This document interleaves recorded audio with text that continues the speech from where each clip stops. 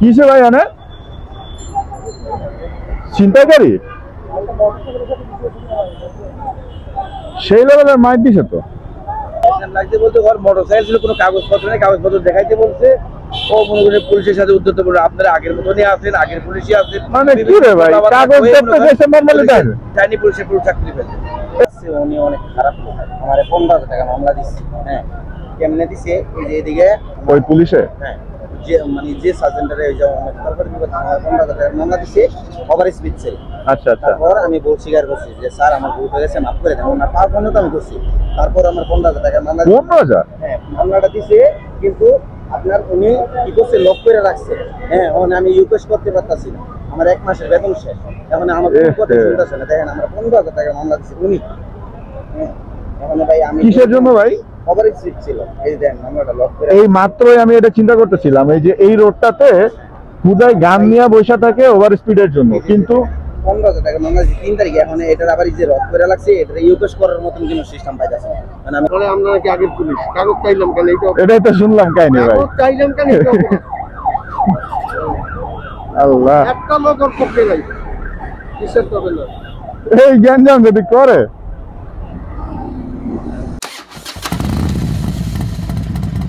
Hello everyone, assalamu alaikum. Welcome to my YouTube channel Motorbike BD with another vlog. আজকে আমি যাচ্ছি লালমাটিয়াতে আমার ছোট বোনটাকে আনতে।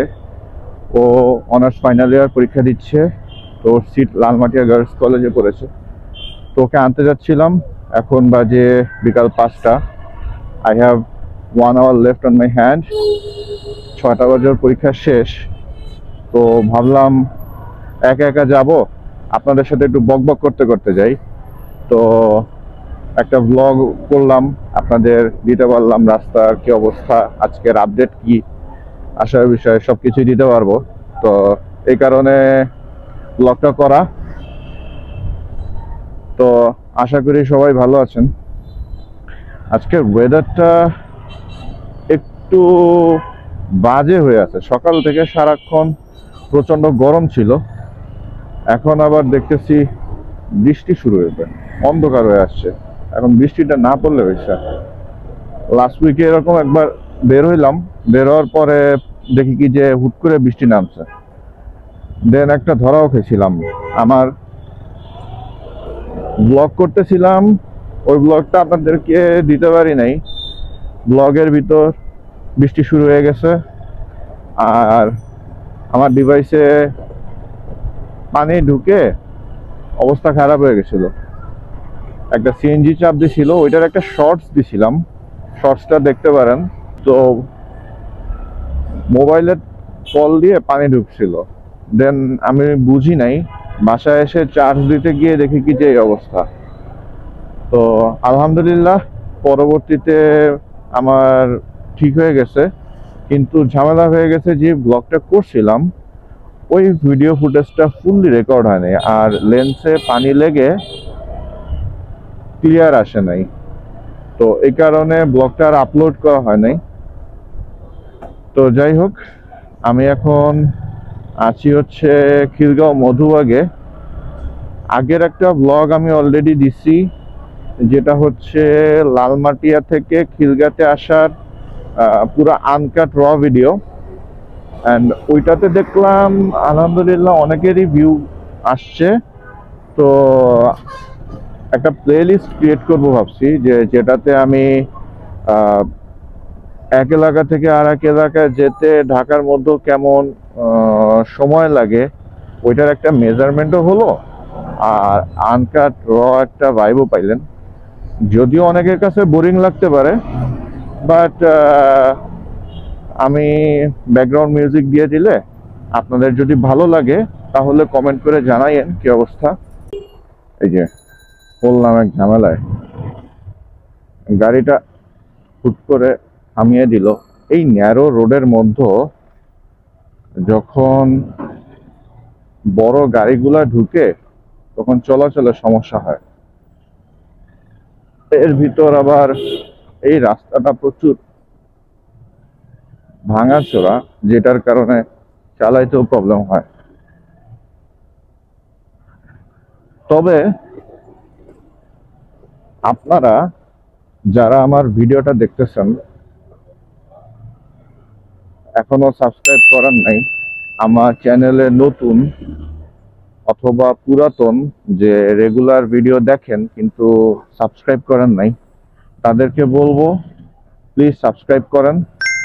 আমার এখন মাত্র 45 সাবস্ক্রাইবার্স আছে, তো তাও আলহামদুলিল্লাহ আমার মতো মানুষ যদি আপনাদের থেকে সাপোর্ট পায়, আমি তেমন বড় কোনো কিছুও না আর এত ভালো বাইকারও না। বাইক চালাইতে ভালো লাগে তাই চালাই, বাইক না চালালে আমার পেটের ভাত হজম হয় না, এই কারণে চালাই। কিন্তু আপনাদের সাপোর্ট পাইলে একটু ভালো লাগে, লাইক কমেন্টস পাইলে, আপনাদের সাবস্ক্রাইব পাইলে আমার মন থেকে ভালো লাগে যে না অ্যাটলিস্ট কেউ তো সাপোর্ট করে। তো তখন আমি দেখা গেছে কি যে ভিডিও করতে গেলে একটা উৎসাহ পাই। তো প্লিজ যারা এখনো সাবস্ক্রাইব করেন নাই, আমার ভিডিওটা দেখতেছেন, আপনাদের কাছে গেছে, যেহেতু ইমপ্রেশন ক্রিয়েট হয়েছে, আপনাদের সামনে ভিডিওটা আসছে আর ভিডিওটা ক্লিক করছেন এন্ড এখন পর্যন্ত দেখতেছেন, তো একটা সাবস্ক্রাইব তো করে যেতে পারেন, তাই না? আমি এখন মধুবাগে আছি, তো মধুবাগ থেকে বের হয়ে হাতিঝিল দিয়ে চলে যাব। এই টাইমটায় আবার 5টার সময় অফিস আওয়ার শেষ হয়, তো একটু জ্যামও পড়তে পারে, দেখা যাক কি অবস্থা হয়। কিন্তু আকাশের অবস্থা খুবই খারাপ, পুরো ক্লাউডি হয়ে আছে ইদানিং। একটা মানে ওয়েদারটা পুরো বাজে যাইতেছে, যে সকালবেলায় থাকে রোদ, আবার সন্ধ্যার পর হুট করে বৃষ্টিটা নামে। এখন ওয়েদার আপডেটেও যদি দেখায় যে সারাদিনে কোনো বৃষ্টির সম্ভাবনা নেই, তখন তো ওইভাবেই বের হওয়া হয়। ওরে ভাই রে ভাই, এমন ভাঙ্গা রাস্তা, এর মধ্যে রঙে আসতে বাধ্য হয়েছে, কিন্তু পাবলিক তো আর বুঝবো না যে আমি কেন রঙে আসছি, ওখান থেকে উঠতেই তো পারতেছিলাম না। ভাঙ্গা রাস্তা রাইখা এখন হাতিঝিলে আসলাম, তো একটা টান দেই, কি বলেন?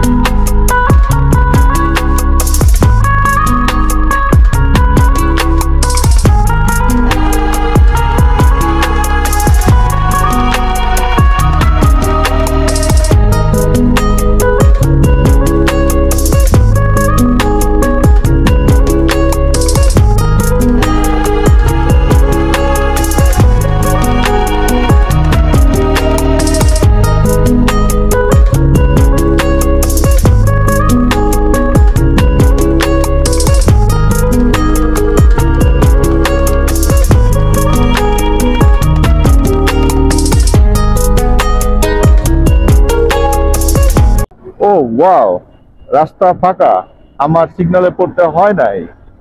তো টানটা কেমন লাগলো? বেশি জোরেটা চালাইলাম না, বাইকটা সার্ভিসিং করার পর থেকে বাইক পুরো উঠতেছে।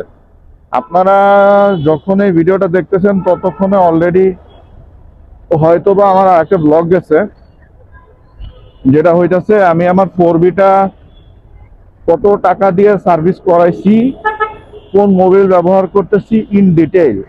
ওই ভিডিওটা যদি দেখেন হয়তোবা একটু বোরিং লাগতে পারে, বাট যারা আপনারা বাইকার রেগুলার বাইক টেক চালান তাদের কাছে একটু ভাল লাগবে। এটার কারণ হচ্ছে in depth part by part আমি সার্ভিসিংটা দেখাইছি, যেটা আমার মনে হয় না অন্য কোনো মোটোব্লগে দেখানো হয়। কারণ কি, সার্ভিস সেন্টারে গেলে বাইক জমা দিয়ে দিতে হয়, বাইক জমা দিয়ে দিলে ওরকম ভাবে আপনারা বা আমরা যারাই বাইক সার্ভিসিং করাই কেউই হইতেছে ওইখানে যাইতে পারি না। তো যেহেতু আমরা তাদের কাছে যাইতে পারি না, ওরকম ভাবে ভিডিও করারও সুযোগ হয় না, তো এই কারণে আমাদের ওরকম ফুল কোনো ভিডিও করা পসিবল হয় না। তো এবার আমি সার্ভিস করাইলাম হচ্ছে আমার এলাকা থেকে। ওনার হাত খুবই ভালো। আমার আগেও আমার বাইকটা সার্ভিস করছে, আমি প্রায় তার কাছ থেকে এলাকায় সার্ভিসিং করাই। তো দেখা গেছে কি যে পরিচিত দেখে আর এলাকায় দেখে আমি নর্মালি আপনাদের জন্য পুরো 5 ঘন্টা ধরে আমি ব্লগটা করছি। তো ওই ব্লগটা একটু দেখেন, তো ওইটা আমি ডেসক্রিপশন বক্সে দিয়ে দিতেছি। প্লাস এর আগে আমি লালমাটিয়া থেকে খিরগাতে টার্গেট রাখছিলাম আধা ঘন্টায় আসবো, 40 মিনিটে আসবো চিন্তা করছিলাম, কিন্তু আমি আসছি হচ্ছে মাত্র 23 মিনিটে। তো এইটার একটা পুরো র ভিডিও দিছি, যেটাতে কোনো ফুটেজ আমি কাটি নাই, পুরো এক্সাক্ট আমি স্টার্টিং থেকে ইন পর্যন্ত যতটুকু শুট আসছে পুরোটাই দিয়ে দিছি। তো এই ভিডিওটাও দেখেন, আশা করি ভালো লাগবে। আর যারা সাবস্ক্রাইব করেন নাই, বারবার বলতেছি, অ্যান্ড আপনাদের কাছে একটাই আমি রিকোয়েস্ট করতেছি, সেইটা হইতেছে একটু সাবস্ক্রাইব করে দিয়েন, তাহলে আমি ইন্সপিরেশন পাই নতুন ভিডিও বানাইতে। ইদানিং আমার একটা কাজ হয়েছে, পেজটা খোলার পরে, আমার চ্যানেলটা খোলার পরে আমি দেখা গেছে কি খুবই চিন্তায় মগ্ন হয়ে গেছি যে মোটামুটি কাজ কাম যাই থাকুক না কেন, ফাঁকে ফাঁকে আমার মাথার মতো খালি ঘুরে যে আমি কোন টপিকে আপনাদেরকে ব্লগ দেওয়া যায়। ও গাড়িটা ব্রেকডাউন হয়ে গেছে রাস্তার মাঝখানে।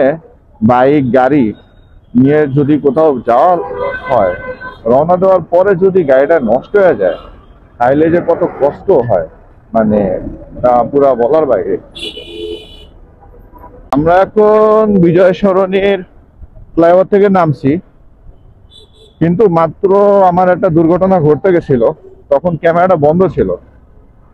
ঝামেলা হয়েছে হলো এই বিজয় সরণির ফ্লাইওভারে ইদানিং হচ্ছে এখান থেকে কেউ যদি সোজা যাইতে চায়, তাকে ফার্ম গেটের দিকে ঘুরে যে ইউটার্ন নিয়ে আসতে হয়। তো মোটামুটি রাস্তাটা আলহামদুলিল্লাহ ফাঁকাই থাকে।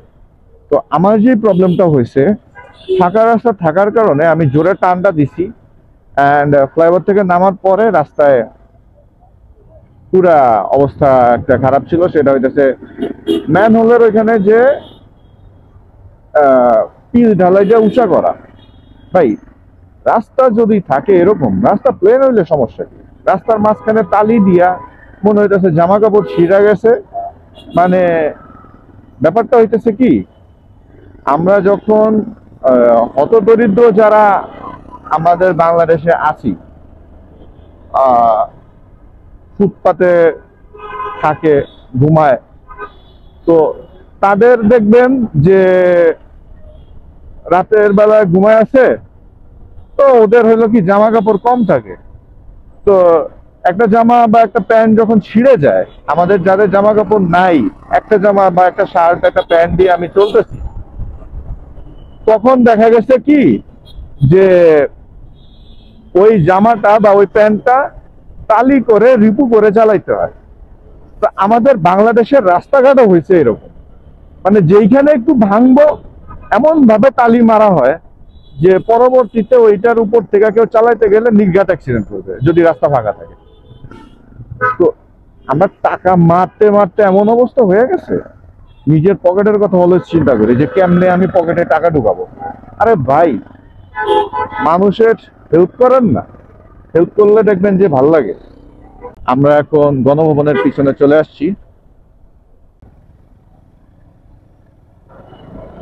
আচ্ছা, এই রোডে আসলে পুলিশরা দইরা গান, স্পিড গান দিয়া দইরা কেস দিয়া দেয়, কিন্তু এই পুলিশ মহোদয় বাইকটা যেভাবে চেগায় রেখে দিচ্ছে, এটার মানে কি? সামনে আবার কি আর গ্যাঞ্জাম লাগছে দেখি তো।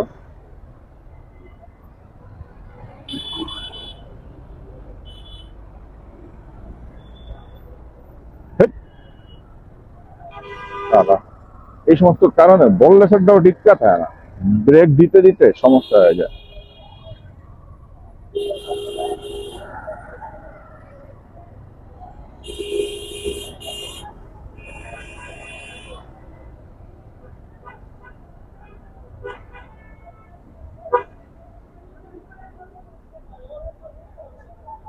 হ্যাঁ হ্যাঁ, পোলাপাইন সেই মারামারি করছে। ও লাড়ি লয়ে আইছে, চোর মনে হয় নাকি, জিগায় দেই তো কিসে ভাই, মানে ছিনতাইকারী সেই লেভেলের মাইর দিছে তো।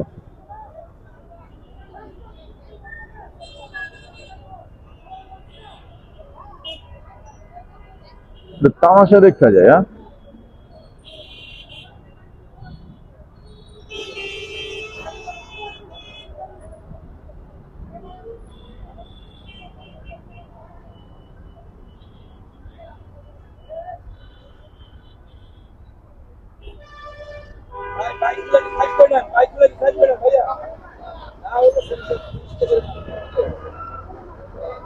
পুলিশের সাথে গ্যাঞ্জাম লাগছে ভাই নাকি, কি হয়েছে ওনার?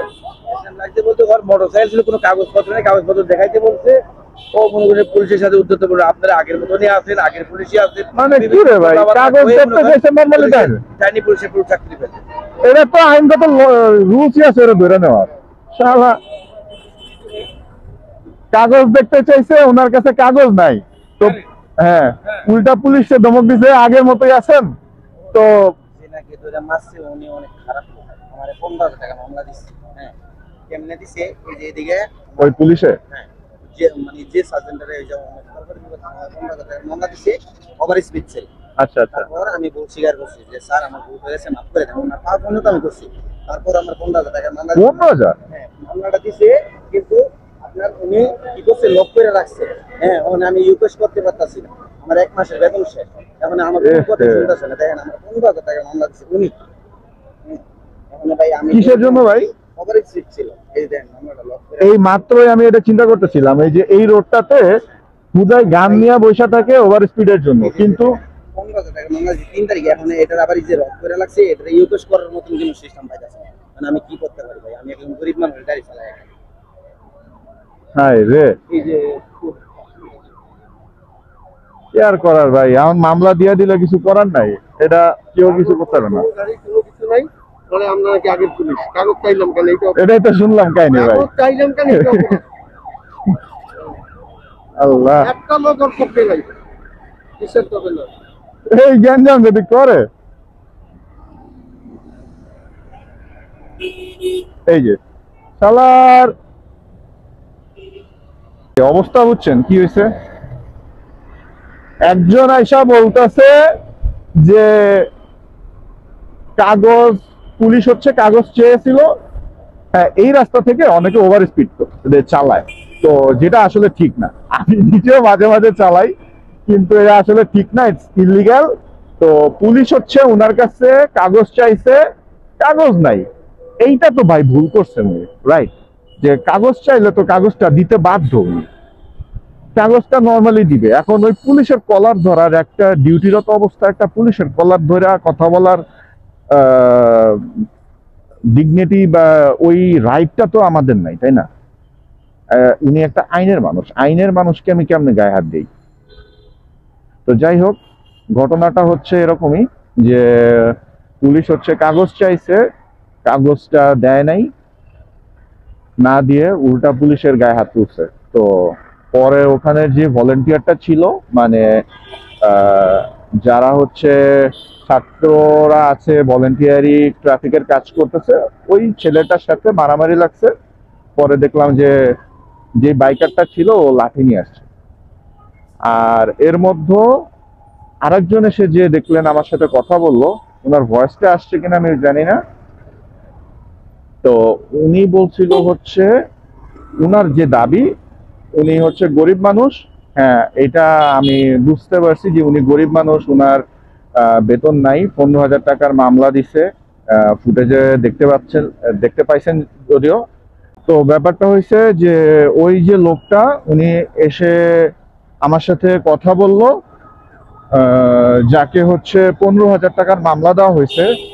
তো উনি ওভার স্পিডে আসছে, এটা তো উনি ভুল করছে। উনি গরিব হোক বা উনি বড় লোক হোক, আইন তো সবার জন্য সমান। এখন ওনারা দাবি করতেছে পুলিশ আগের মতোই আছে, বাট আমি সিচুয়েশনটা দেখে যেটা বুঝলাম যে না ভাই, এটা উনাদের কেস খাইছে দেখে এখন মানে মনের একটা ক্ষোভ, মানে বাঙালি তো আমরা, মানে একটা থাকে কি যে আমি চুরি করছি, হ্যাঁ, ধরা খাইছি, ধরা খাওয়ার পরে আমারে দিছে মাইর, মাইর দেওয়ার পরে আমি বলতেছি যে ভাই আপনি আমার মারলেন কেন, আপনি তো অনেক খারাপ মানুষ, আপনি মানে হিউম্যানিটি নাই, আপনি ধৈরা খালি মানুষেরা মারেন। কিন্তু ভাই ভুলটা তো করছে ওই লোক, মানে আমি চুরি করে আমি ভুল করি নাই। তো আমি যদি চুরি কইরা ধরা খাই, ভুলটা তো করলাম আমি। তো মাইরটা দিল, মাইরটা দেওয়ার পরে বললাম আপনার হিউম্যানিটি নাই। তো এটাই হয়ে গেছে সমস্যা। তো যেটা আইন সেটা তো ভাই পুলিশ তো ওনাদের কাজ করবে। ওইখানে আমি থাকলেও আমাকে কেস দিত, কারণ আমার মাথা বাইটা নিতে হইতো, কারণ আমি ওভার স্পিডে ছিলাম।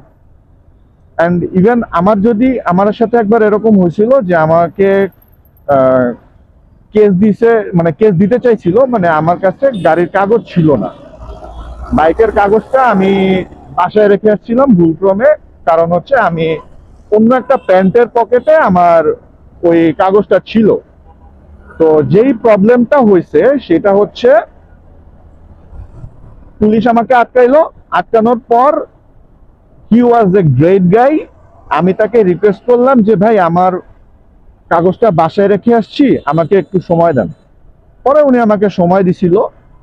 আমি বাসায় কল করছিলাম, আমার ছোট ভাই বাইক দিয়ে এসে ও আমাকে কাগজটা দিয়ে গেছিল। তো তারপরে উনি পেপারস দেখে ছেড়ে দিছে। এখন এই লোকটা চিল্লাইতেছে যে ওনারে কেস দিতে চাইছে হ্যান ত্যান। তো ওই লোকটা কিন্তু পারতো, যদি ওনার কাগজ থাকেই থাকে অলরেডি, উনি বলবে যে ভাই আমার কাগজ আছে, আমি বাসায় রেখে আসছি, বা এই হচ্ছে আমার কাগজ। আপনি পুলিশ আগের মতো আছেন, ধইরা কলার ধইরা মারামারি করবো, এটা কেন ভাই? আজাইরা হোয়াট এভার গাইস। তো যাচ্ছিলাম ছোট বোনটারে আনতে, কত যে কিছু দেখে ফেললাম আজকে। তো ভিডিওটা দেখা যদি ভালো লাগে লাইক দিয়ে দিয়েন, একটু কমেন্টস করে দিয়েন যে কেমন লাগলো। আর যারা সাবস্ক্রাইব করেন নাই, প্লিজ ডু সাবস্ক্রাইব। আর হ্যাঁ, আমার ফোনের বেশি একটা চার্জ নেই। আমি মাঝখানে একটা ভাবছিলাম হচ্ছে যে আমার স্টোরেজ ফুল হয়ে গেছে, একটা নোটিফিকেশন আসছিল।